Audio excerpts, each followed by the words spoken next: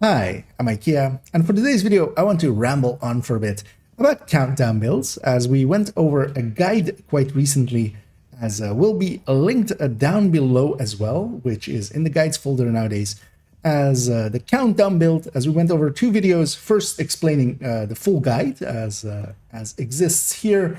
It is a long one, it is a long video as well. You can either go to the written guide or to the video of it. We also did the second part of that, going into actually playing Countdown and explaining as we go. And the follow-up to that seems a little bit reasonable is to go on to the build collection, as will be linked down below as well, and talk about builds that I enjoy for Countdown, as that is a common question. What do I run for Countdown myself? And we'll go over some of those options. Everything will be linked down below and also timestamped so you can jump around.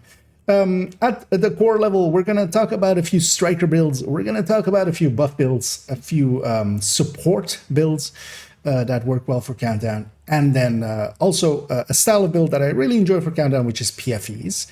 And yeah, we'll go over several variants of them. We'll do that with the build collection and also a little bit with in-game, as I'll also show how I alter the build, or how it's basically saved to be altered with many of these builds, because sometimes you want one version of them, sometimes a different one. And yeah, let's go start at the start, which is what most of the bulk of the team generally wants to be, and that is damage dealers. And in this case, that basically means strikers. So yeah, let's go take a look. And we're gonna start off where we need the most of basically for a Countdown run, and that is damage dealers. Now, we could go several ways for damage dealing, of course. There is, for instance, a case to be made for Negotiator. There is a case to be made for Hunter's Fury.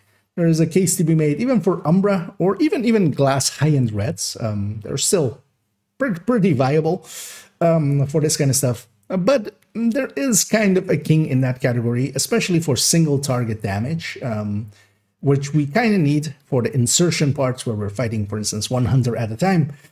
And that is strikers. And yeah, we're gonna recommend that, as also this is kind of my pick, my picks, so I get to pick which we want. Now, here in the build collection as well, to show those off, there is actually several folders here at the top. And yeah, there's a buff build recommended, an Eclipse recommended folder, a Hunter's Fury recommended folder, a Negotiator Dilemmas recommended folder, and yeah, the Strikers recommended folder. And yeah, seeing as we're recommending some strikers here, let's go into that folder, and it basically falls into two categories. So do we or don't we have an Oreo? And do we want to use it as well? Because Oreo does also limit you in range, even though like its damage output is substantial. That's also kind of reliant on group setup, because if you have some support builds helping you out, you're much more comfortable running an Oreo. But it basically falls into that. Are we running an Oreo or an Elmo, SMG, or AR? Because you can also replace them with other things, as we'll go into in a minute. But that is the core of it. And then on top of that, is it challenging or heroic? And kind of as well, which countermeasures do we have, especially close range buff, as to if we go with a Obliterate chest or the Striker chest. So we have several different variations in here, and as well, nowadays we can go LMG, because there's actually a pretty good LMG setup available for it as well. Actually, that I should add into this folder, as I keep forgetting. But actually, let's go into the game, as I have one we have prepared earlier, which is just a normal ass striker build. It is the strikeriest striker that has ever strikered, which is the Obliterate Striker with the Elmo and a secondary ACS, in this case a rock and roll. Now, this, generally what I do as well for most of my strikers, or most of my characters, I do as well have a chest available at all times to swap in. And then on some of the other slots, depending on the character, some are used for other builds, some are just in there. Most cases, I go with the glove, and there is a specific reason for that, and that's the Bloody Knuckle as the swap-in piece. But for instance, on this character, I have a Grupo holster and I have a Cheska holster at the ready, as that is actually how their build is actually saved. It is saved as a chest striker with a FAMAS even, and I can alter it to be this. it can actually be really handy to go that route, to basically have all 6 pieces of striker. So you can swap off. So for instance, as well, I do even have a mask at the ready, modded and everything, ready to go into a slot if I want to do something weird. But in most cases, it comes down to, do you want a chest striker or an obliterate striker? And that is basically the question between, are you doing challenging or are you doing heroic? On challenging, you can get perfectly by with the obliterate chest, and actually it's recommended. Enemies die pretty fast, so you don't want the chest to stack to 200, because there isn't many places where you can stack to 200. You will likely do it during extraction, so it can be worth it for that. But overall, what you need to know basically is that if you're going with a chest striker, you need to be above 150 stacks generally. At 150 stacks, a chest striker, just swapping the chest, for instance, here to the holster and then bringing in a chest, it would need to be at 150 stacks to match up to this thing at 100 stacks. That's just how those bonuses will work out. This is 100% times 1.25% basically. So that's the same as the chest striker would have at 150 stacks. So if you're generally above 150 stacks, you can definitely get by. And even on challenging, if you're using the ACS and you don't have, for instance, the close range buff or one of the big damage buffs on there, you can get by. But even, for instance, on heroic, when the close range buff is available, it is actually hard to get 200 stacks because enemies die way too quickly. Then we have the other choice we can make, and that is, do we coyote or do we leave the coyote to somebody else? Because there is such a thing as too many coyotes. Opinions on this are split. Some go as far as to say 1. Definitely not that. Generally 2 or 3 is enough. Anything more than that, and it starts to become a waste. It also depends on which players have it, because if there is 1 coyote in the team, and for instance, in an incursion setting where that's enough, where everybody's in 20 or in the 15-meter range, so it doesn't matter, multiple coyotes wouldn't give you multiple buffs. In Countdown, there's likelihood of 2 buffs being up quite often. Someone being close range, someone being mid-range, and even quite often, someone being long range, because, yeah, people will just shoot across the map. And if they have a coyote up, they will, of course, have that buff up till they shoot somebody else. But also, the other option is, if there is enough coyotes in there, what you can go with is, for instance, a Grupo mask, as I have here. This is generally what I actually run for challenging countdowns. And this gives me quite a bit more damage. This gives me around 8% extra damage. And that does matter a lot. That can help make things quite a lot easier. Because, yeah, if there's too many coyotes, there's no sense in running even more coyotes.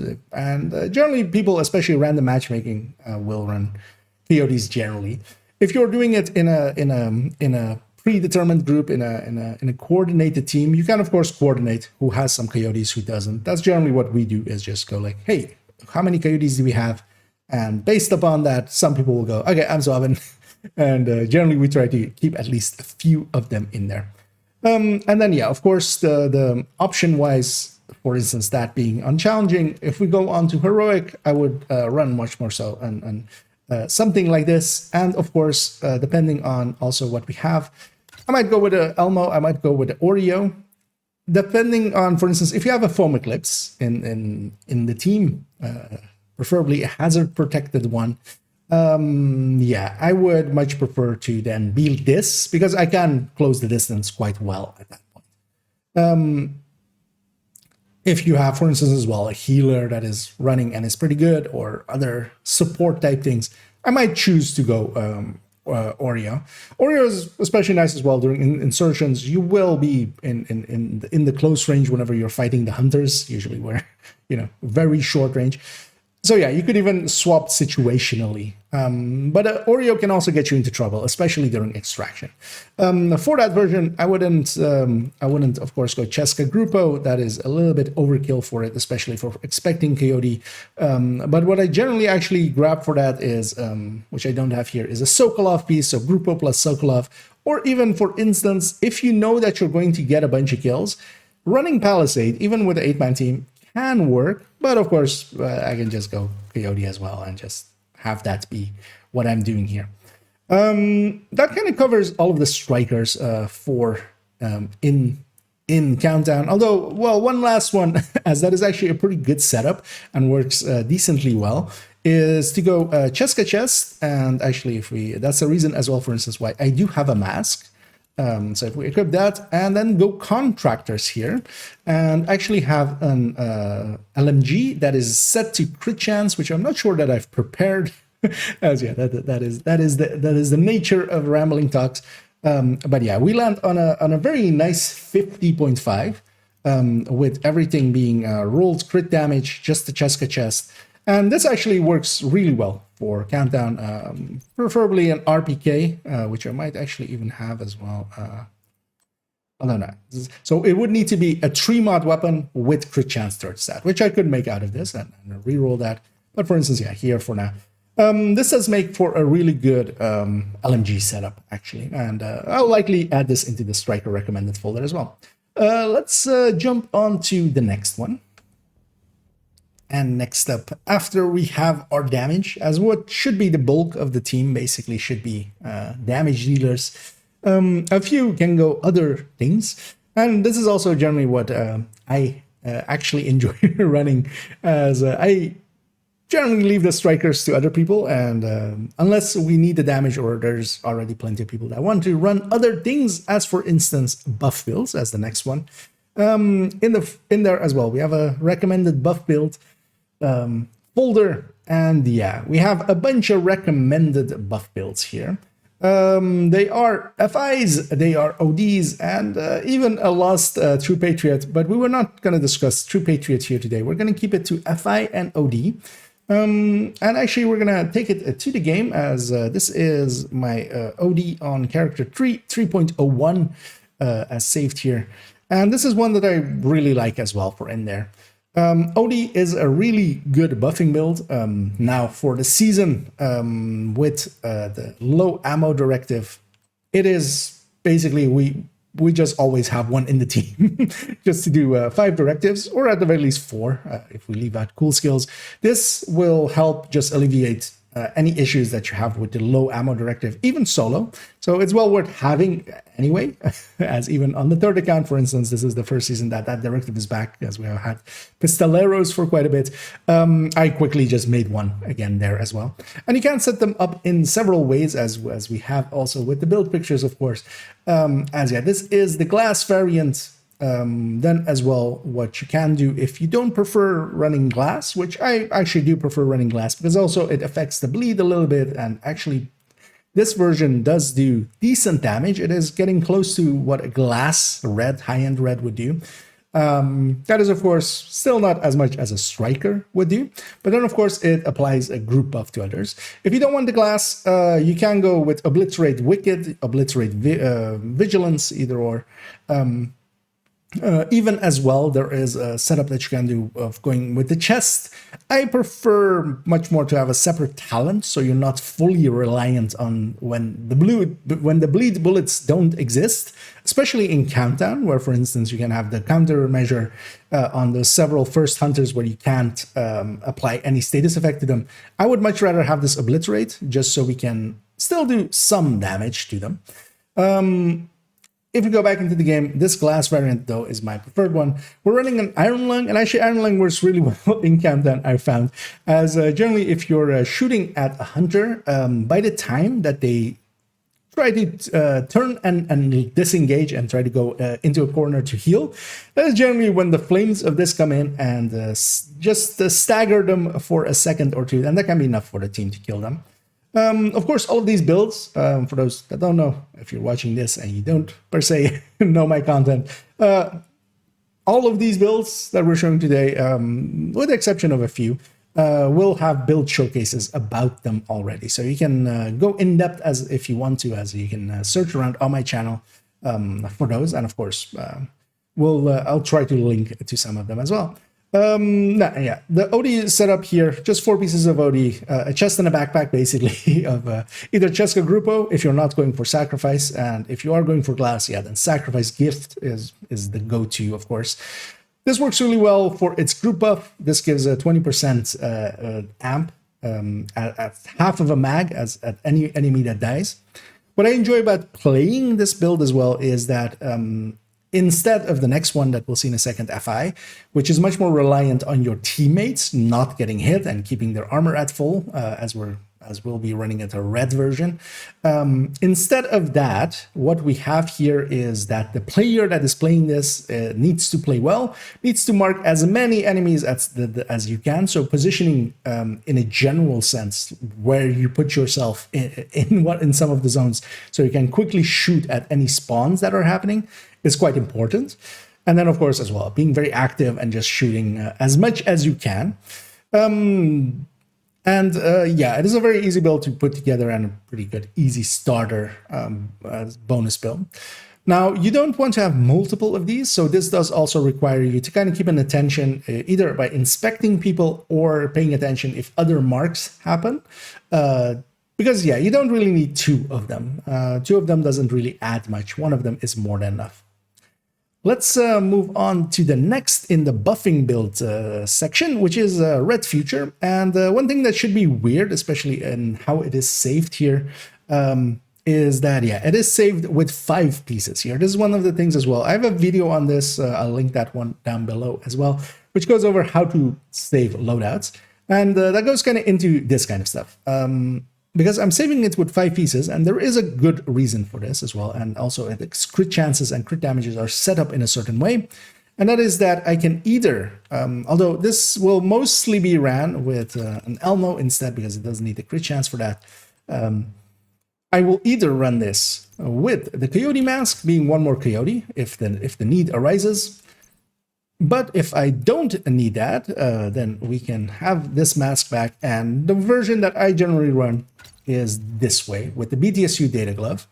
Then, as well as it is actually, this is built a 3.01 on, or a 3 point something, not 01, 3.10 on the build collection. It actually shows there with Safeguard. Nowadays, with tinkering, I sometimes still do run Safeguard. It is actually pretty useful for this build. It allows you to heal quite well. But I also like Vigilance because you just hit harder. And that's the setup of this build. It doesn't heal much. It generally is, even with the extra of the BTSU, it needs several charges, here kind of like 5 or 6, to heal up a full red even of but what it of course does is apply its 25%, because yeah, it is 15%, but then with the chest, we're taking that 15% to 25% here. And that 25% total weapon damage, so this isn't just a full 25%, where the amp on ongoing directive that we had a second ago, that's a full 25%. This is additive total weapon damage to the team. Now, if people are, especially, and this is the reason as well that I really like this in heroic countdown, where we have generally everybody running chest strikers, if we're in a coordinated team. In that setup, this 25% is a full 25%, because there's no other talents interacting with it, unless people are running Bloody Knuckles, which some people do. That is also total weapon damage. Not having Obliterate or Vigilance on the build will mean that this is at the full 25%. If they are running Obliterate, when Obliterate is full, this is effectively a 20% increase. That is just the diminishing returns that you already get, even with just a 25 plus a 25. So yeah, this setup as well is highly recommended, and I would actually recommend saving it in that way as well, having all 5 pieces saved, because for instance, in smaller teams, or if I'm in weirder setups, I might actually run this and have a little bit of healing and a little bit of damage of myself, giving us, in a 4-man team, the buff is generally not worth it, where the ongoing directive in a 4-man team can help, especially with ammo as well. This doesn't help that much in ammo, but it can give a little bit of healing. But then I would likely run it with a Coyote and let my allies run without a Coyote, because I'm going to be mostly in the mid-range. You could, of course, as well run this with the Oreo and just do more damage. These were the 2 better and buff builds that I would kind of recommend. Red FI, and although we'll see FI again as also in the support section, because yeah, in this setup, it is truly a buffing build. The ongoing as well is truly a buffing build. There was another, of course, True Patriot. I I wouldn't use True Patriot for there. True Patriot, even with its backpack, is just to 12%. It's just not worth it. There are situations where maybe True Patriot can be kind of worth it alongside of an FI, just because OD won't work alongside of an FI. But Countdown isn't that. There are some raid sections where something like that can be useful, but that's why I'm also going to leave it out of this video. Yeah, let's move on to the next section where we'll talk about a bunch of support builds. And next up, we're going to discuss a bunch of just separate builds. These don't have their own recommended folder per se. We're going to start off with FI, or with Eclipse actually, and then go to FI. Starting off with an Eclipse, just the standard foam Eclipse. Fire Eclipses can work in there, but you have to remember that especially the hunters don't care at all if they're on fire, kind of like rogues. Your effectiveness against them is very diminished. They will just keep firing, even though they are on fire. They will stagger for a second and then kind of start attacking again. But for instance, here with a foam Eclipse, this is, for instance, one setup for much more so for legendary, but it is easy to set up, so you can actually very easily have this in your lineup and then also use it both in Countdown and in legendary. And yeah, it's basically just a courier with, in this case, an improvised glove that is for that 12% skill haste. You could, of course, go by with either electric or handed you basically fill up a slot in some way to have a little bit of extra, or even just put in a BTSU. The courier can be very useful, especially spreading it during extraction is really when this build comes into its own. You can also apply sledge quite handily. These are the builds that will generally just support in some way and then also apply sledges, because sledge is really powerful. It is one of the biggest buffs that we have in the game. So you definitely want to make use of that, and these are the builds to do that. Now, if you want to go a little bit more specialized, you can go with this setup, which is a hazard protected Eclipse. This is 100% resistant to disrupt, and it is together with a BDSU as well. So we go with either a healing hive or, as I have it here, a booster hive together with the foam.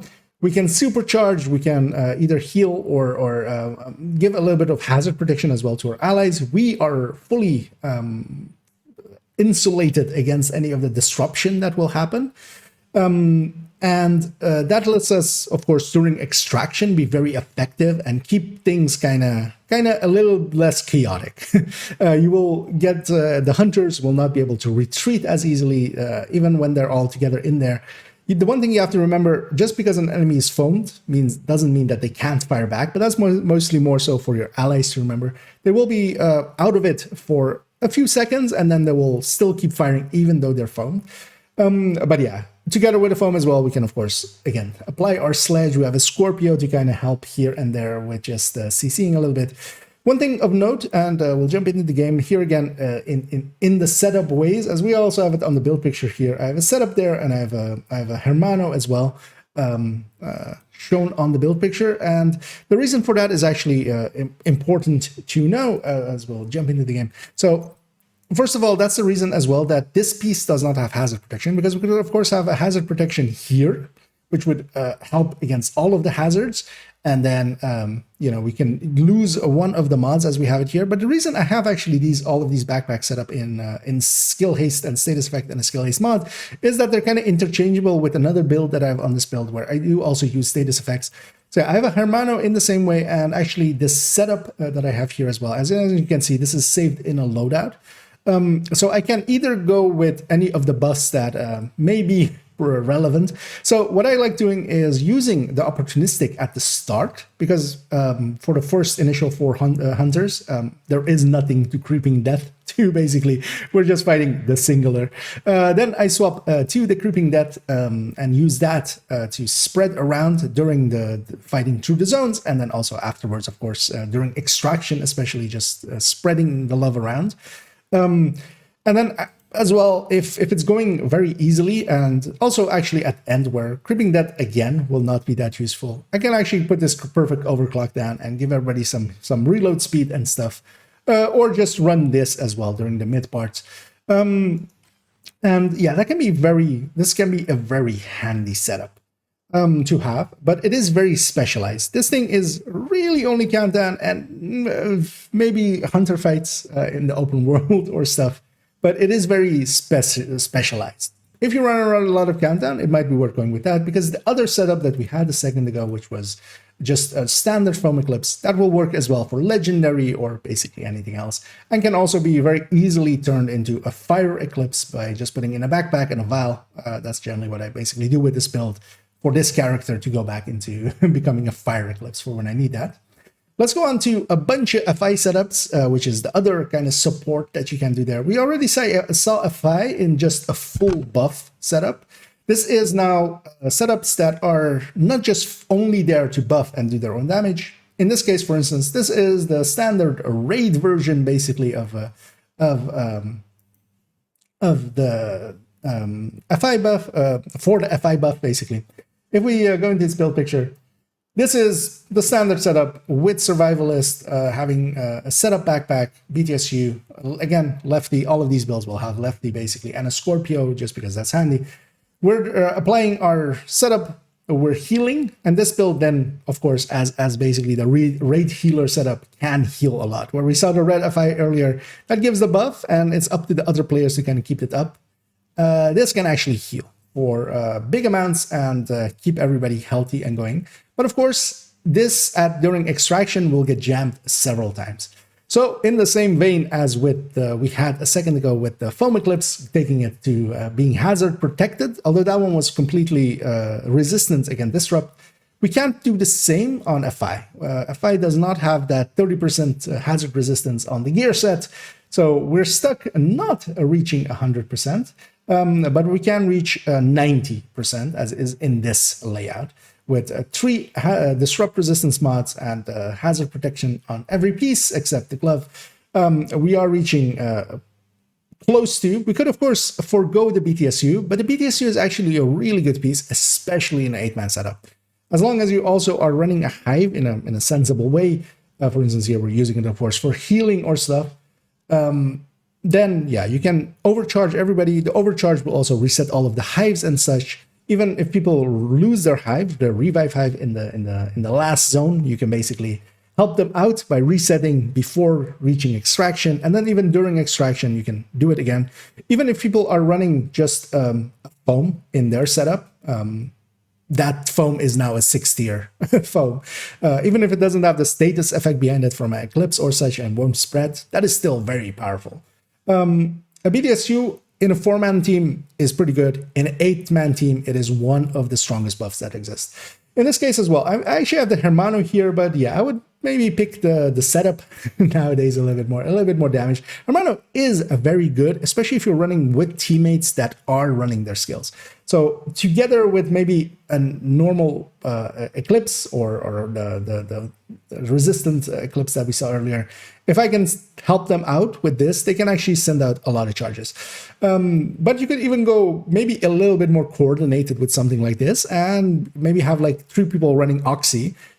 The cooldown reduction on this thing is, I think, one of the things that will eventually kind of reach the masses, and people will kind of understand how powerful that is. And yeah, in this case as well, we can also go Technician with these setups and just go with 1 more blue core, because that can be helpful, making it a lot easier to get. So for instance, also as well, to kind of discuss that, this build, for instance, and also the hazard protected Eclipse is actually not that hard to put together, because these are all builds that come from having a yellow core already, so you just put the stat next to them. Something like a red FI, so the ongoing also comes with red, so it's really easy to put together. A red FI, for instance, you need to have the pieces coming with crit damage so you can record them. That can make it a lot more difficult. That is also a consideration, of course, depending on how far in your journey you are in Division. Yeah, it might be way too costly for you. Now we're going to go to one last FI before we go on to the PFEs.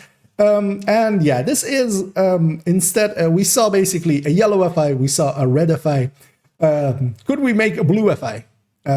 It turns out, yeah, actually works kind of okay, and also can actually be a really powerful build for Countdown. So in this case, we have a bunch of blue cores. on several of our pieces, together with an electric, the perfect galvanized backpack. This setup works pretty well, as we, instead of healing people up front, what we do is basically give them bonus armor to try to help them keep the FI buff. Because if bonus armor gets hit, this counts both for instance, the FI buff and several other buffs as well. For instance, vigilance is on that as well.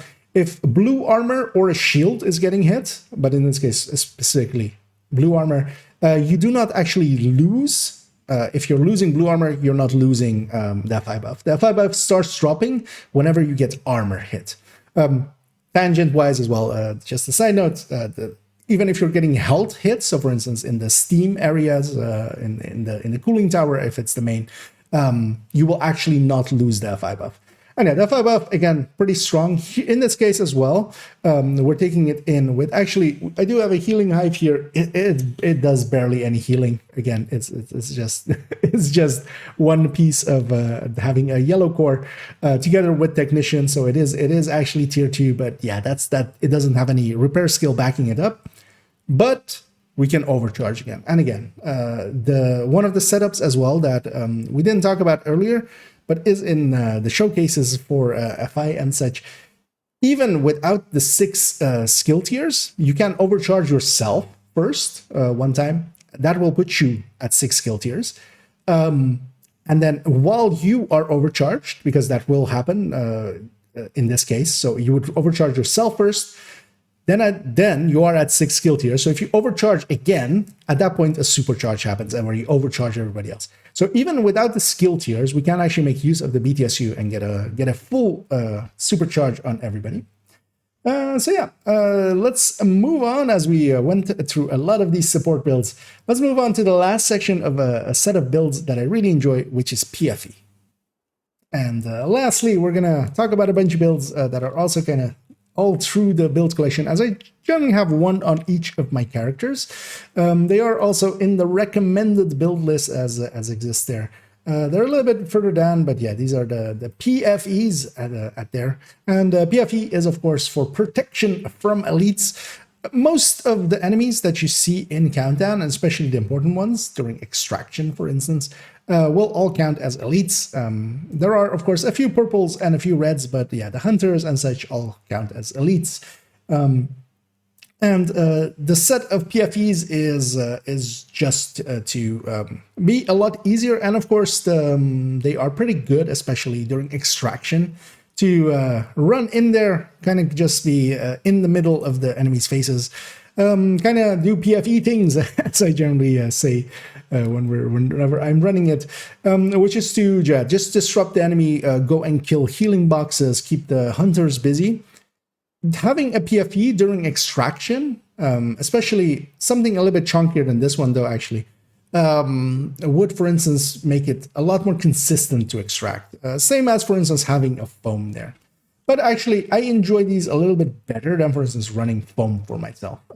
As that isn't that enjoyable for the person running it, it is just very effective. We're starting here with one of the classics, and especially as well, because this is a little bit easier for newer players to make, which is a Striker's PFE. In this case, though, we still need pieces to re-core to blue. So in this case, I've done it with the Striker pieces, but you could also go with the improvised pieces. And the reason as well that this I would maybe recommend a little bit to somewhat newer players is that you need only 2 improvised pieces. All of the PFEs here are not really beginner builds, because you need to craft PFE pieces. That means that you're trying to get basically 2 out of 3 stats right.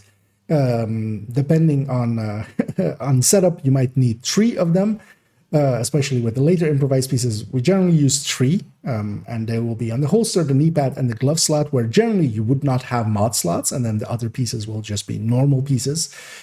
For instance, strikers here, we do need, of course, to have 4 pieces of strikers in there. So we are giving a little bit of protection from elites up for that.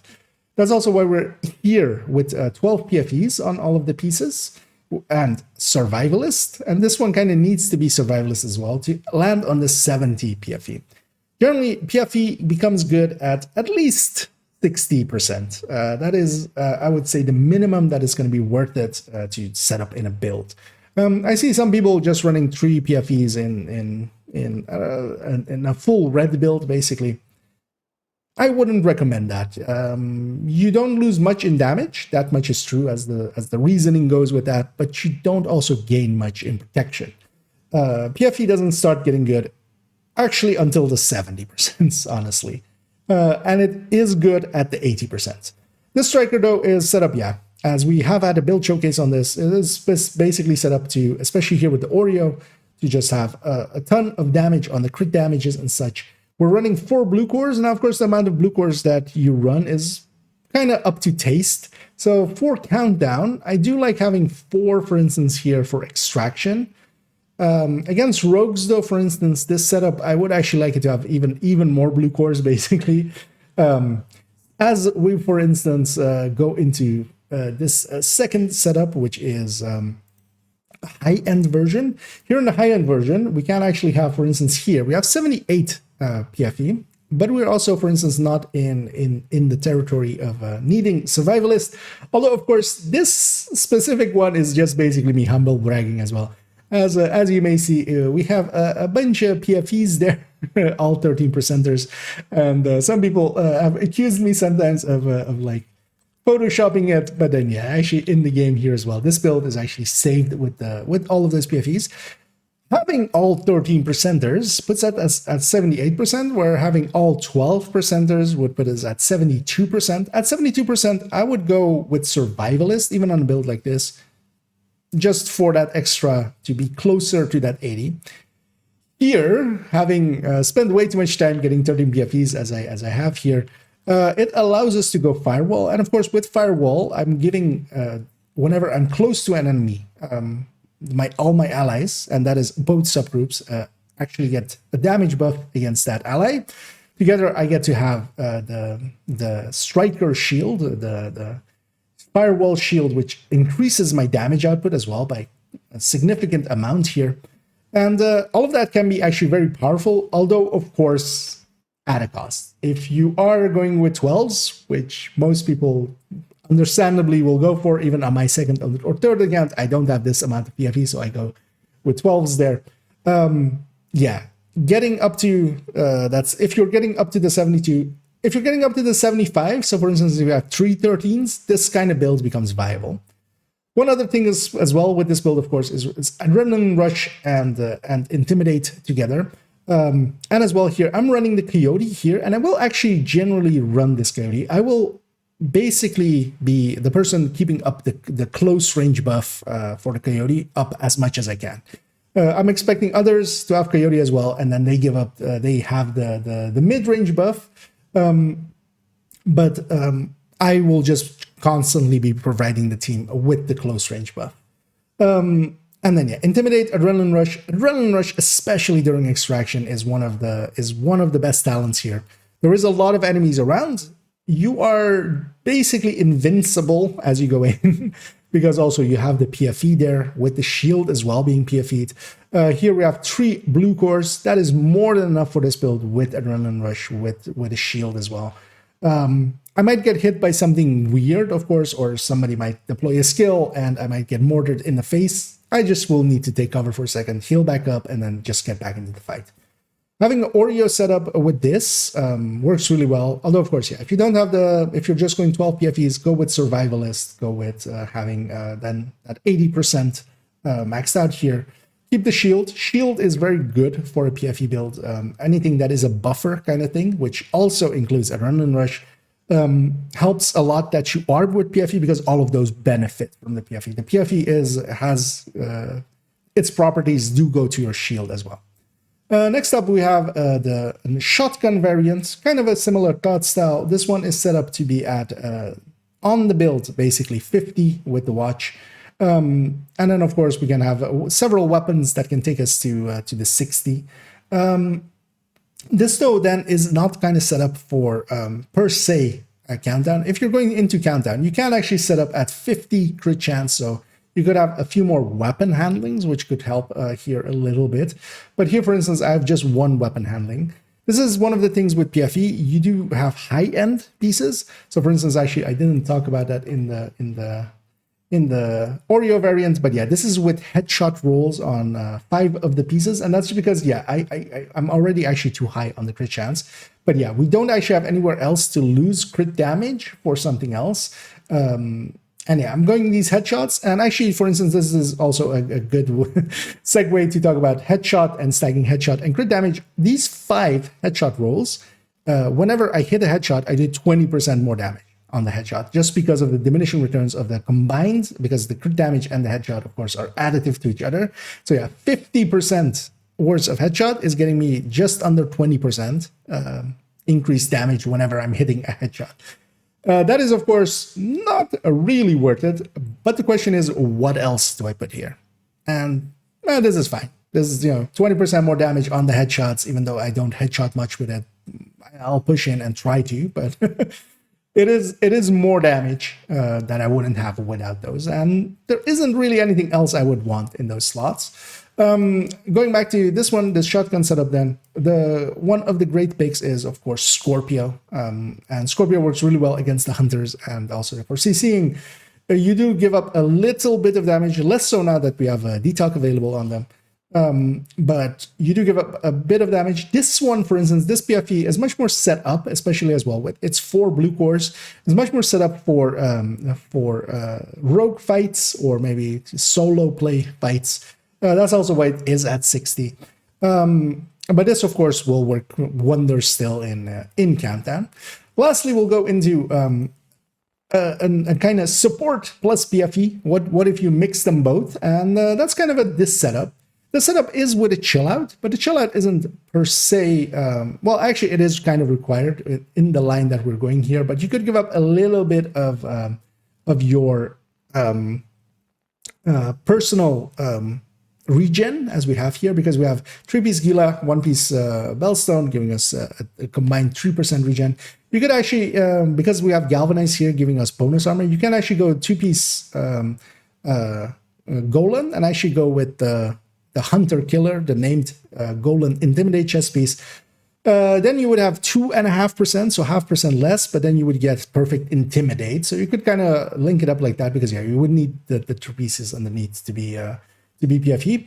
But one thing that the chill out actually does allow us to do, this is the one of the few uses of the chill out actually, because you can't use it in a lot of setups, especially not if you're trying to do damage. You're giving up that brand bonus. Here we are giving up that brand bonus for instance, in this case, for some PFE. So this mod, this extra mod here allows us to, yeah, this holster, of course, does not have a mod. This then is, yeah, 3% regen on itself. It is a little bit too blue. Actually, in game, I have this now at these 2 blue cores, or some of the blue cores have faded, and it has become 4 blue cores. That seems to be more than enough for my purposes. But yeah, we have Vanguard and Galvanize. Galvanize is actually pretty good. You can trigger it just with the Scorpio. The Disorient of this will trigger it. Then the Shock will trigger it if it's on, if it just came off of cooldown. We have Vanguard providing us with just pulling out our shield, and then all of the allies around us will get some blue bars. Now, pairing this, for instance, together with the red FI we had earlier, then the red FI is just providing the buff. This is them providing the blue bars. That combination actually works really well, as we've run it a bunch of times. But just by itself as well, this can be a fun setup to run around, because that's also one of the things, is that, yeah, you do want to have a little bit of a variety with Countdown. If you're just going always in with Red Strikers, it can become eventually a little bit boring. For me personally, I like jumping around on builds, and of course I have a lot of builds to jump around on. Yeah, let's as this is the last PFE we're going to talk about, even though I have many more, but yeah, I think you got the gist. Yeah, let's go to the conclusion, and there we have it. As a common question that comes up is, what Countdown builds do you enjoy? Those are the recommended builds. I would also like to clarify there, as we went through, as yeah, some strikers, because you can have other damage dealers, some of the support, or well, first the buff builds, as we went over the 2 predominant ones, which is FI and especially in red version, the red FI, and the ongoing directive, as both exist. Then as well, of course, some of the support builds and some healing and some CCing in several forms.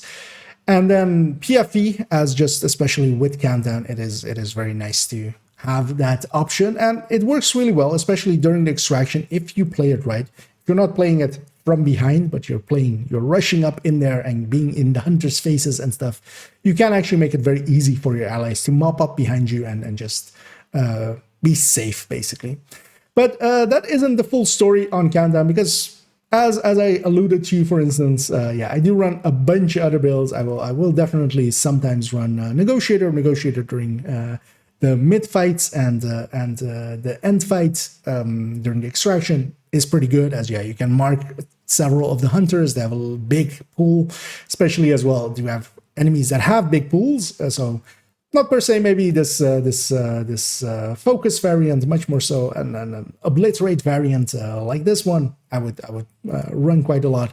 Even for instance as well, just running high-end reds, glass reds for instance, mostly because as well we can go with some of the different weapon types, and these have upfront damage, which can actually be nice to have maybe 1 or 2 people run this kind of build, where you're going in against the first hunter, and generally also the first hunter during extraction. Everybody will have lost all of their stacks as we're going around looting and getting the bucks. This thing is at full power from the first shot, basically, especially if it is together with an foam eclipse, keeping enemies locked up. So there is value to this. Even outside of this as well, it is quite valuable if you are even going with something like strikers, to consider leaving out the Elmo, as Elmo of course is very popular. But if you're running another high-end weapon there, you can for instance run a secondary Scorpio. Scorpio is of course one of the big broken things that has existed forever. It is very overpowered, and especially against hunters and such. And we didn't even go into some of the other things we could run, because even for instance combat medics, I run them quite a bit actually in Countdown. I do enjoy it. They are pretty powerful in there. They deal their own damage and they heal, so they don't have the buff. Basically they are the other side of the triangle, where for instance a red FI buffs but doesn't heal much, and does its own damage. This does its own damage but then heals instead of the buffing. And then of course a full FI, full yellow FI usually it doesn't do much damage but then heals and buffs. So you can go different routes in that. Even running for instance Hunter's Fury can be really nice for the zones, not so much during extraction, but even during extraction you can get enemies to bunch up. Even off kilter builds like having Oxy as sometimes, for instance, pairing this with foam eclipses, having multiple of these, especially if they have a Hermano, you can get actually a really fast chem going. You wouldn't want everybody to be running this, but you could have, for instance, 2 or 3 people running a foam eclipse, hazard protected per se maybe, and some running this. You can find quirky ways of going about it. Generally as well, just mixing it up. Even for instance, I have been known here and there of running Umbra in there. Not because Umbra is good, not because Umbra is powerful, not so much in the PvE end at least, but because it's something different. It will help make a run or 2 or 3 kind of go like, oh, okay, yeah, let's try to get the Umbra thing going. So more so than just the how powerful a build is, although sometimes it is important to have good team setup, especially in heroic. In challenging, you can much more easily spread your wings and try different things. But on heroic, you do want most of your team to be strikers, basically, a support and maybe a buff build, and then maybe a PFE during extraction. That is generally like if you're trying to min-max. But also that is not per se required. Once you have actually 3 strikers and a buff build, you're kind of set. The rest of the team can run what they want. And something like healers even as well can make it actually a lot more enjoyable to run them, just because the frustration of being pinned down and such, or the frustration of being dead, for instance, can get in the way. Overall, for Countdown, you can basically run anything. even headhunters, although I generally don't. I avoid them. Determined headhunters can be made to work in there, especially on challenging, but I find them too cheesy. Yeah, that kind of goes through some of the options that you have here, and even a few extra ones. And yeah, that kind of concludes this video, as we'll leave it off there. I hope you learned something and found it enjoyable. If you did enjoy this video, if you want to help out, please do any of the algorithm things down below, as it does help out. So that is so it's worth saying on my end. And yeah, for my next video, we're gonna actually go into my thoughts on the First Descendants, as I spent some time in there. So we'll go into that. That will be followed up actually with a video about watch alts, as recently I learned a bunch of stuff about it. So we got to run a few runs, so I kind of know a few more things, and we'll go into that. So yeah, I hope you join me for those ones. And as always, have a good night.